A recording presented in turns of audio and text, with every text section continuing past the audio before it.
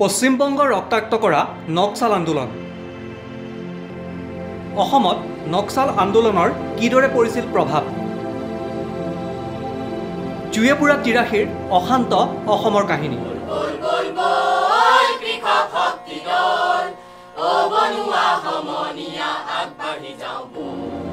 সকলোবোৰ সামৰি আপোনাৰ বাবে সাজু কৰা হৈছে নতুন অসমীয়া চলচ্চিত্ৰ কলাজ।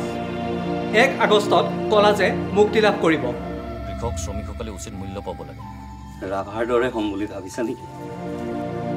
1977 চনৰ অসমৰ প্ৰেক্ষাপটত আৰম্ভ হৈছে কলাজৰ কাহিনী। জুয়ে পুৰা তিৰাশীৰ অবৈধ নিৰ্বাচনৰ পিছতে কাহিনীৰ অন্ত। কিদৰে আৰম্ভ হৈছিল বিশ্ব চৰ্চিত অসম আন্দোলনৰ? মঙলদৈ লোকসভা সমষ্টিৰ উপনিৰ্বাচন আৰু ভোটাৰ তালিকা। সেনা আৰক্ষীৰ গুলীত তেজাল অসমীয়া যুৱক যুৱতীৰ মৃত্যু।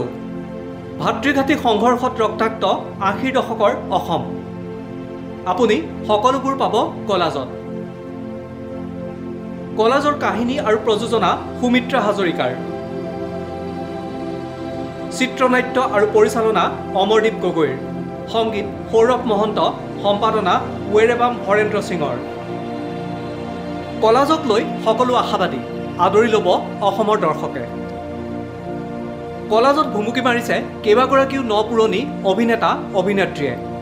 ইতিমধ্যে কলাজে সামাজিক মাধ্যমত লাভ কৰিছে ব্যাপক চৰ্চা।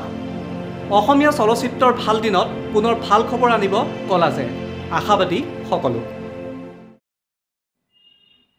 63 বছৰ জীৱনৰ অভিনয় জীৱনটো পাৰ কৰিলোঁ। এতিয়া অন্তত এটা কথা ভাল লাগিছে, অহা 1 আগষ্টত কলাজ মুক্তি পাব। এখন নতুন চিনেমা, আৰু তাত মই অভিনয় কৰিছোঁ। ইমান দিনে যি কৰিলোঁ অভিনয়, সেই ছবি মুক্তি নাপালে বা কোনেও নেদেখিলেও মোক মাত্ৰ সোধে, তই কি কৰ? অভিনয় কৰ। সেইটোৱে কথা।